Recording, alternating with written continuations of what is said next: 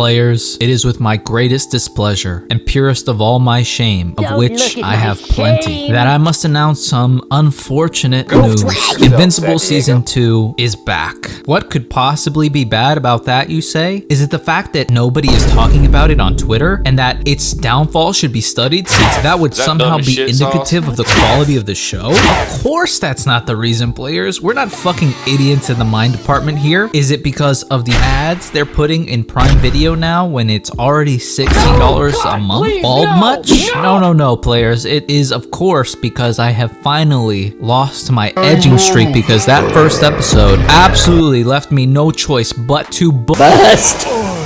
Seriously though, episode 5 was fucking awesome. I'm so glad Invincible is back. We pick up pretty much from the last episode, and comics wise, for the most part, of course, since the show is pretty much mixing different parts from the comics timeline, issue 30. Mark is helping the Thraxans reestablish their society while they build him a ship to get home, and of course their lifespans are way shorter, they age much faster, so by the time they do, Andressa is old now and would be unable to care for Mark's younger brother, or as he will be known by, Oliver, any longer, and he would pretty much outlive generation after generation of Thraxans. So she tells Mark to take him back to Earth as to not subject him to that kind of a life, which they handle the tone of this so well. Like, it's all so complex, what with this being this little purple alien half-brother that his dad left Earth after beating Mark's ass and calling his mom a pet had with some cricket lady. It's so good almost because your emotions on both ends of the spectrums of like anger and compassion are activated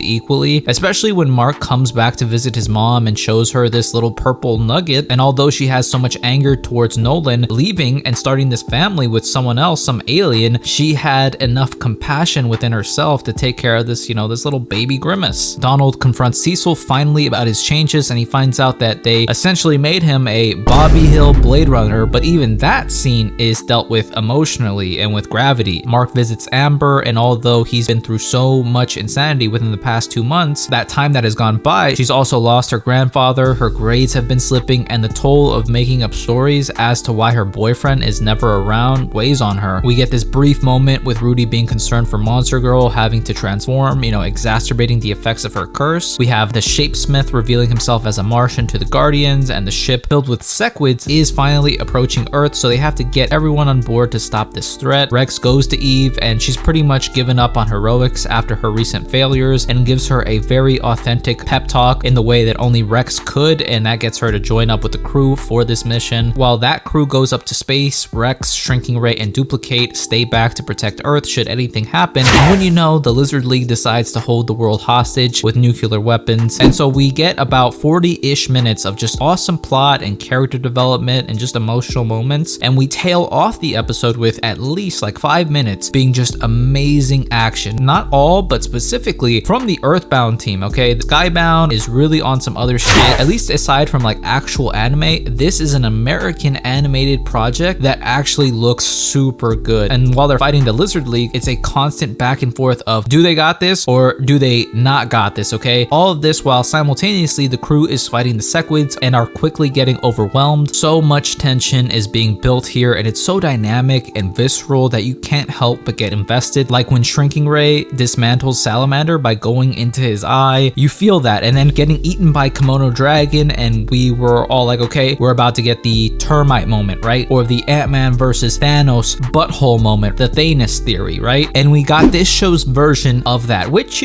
Paul Rudd actually teased this way back when.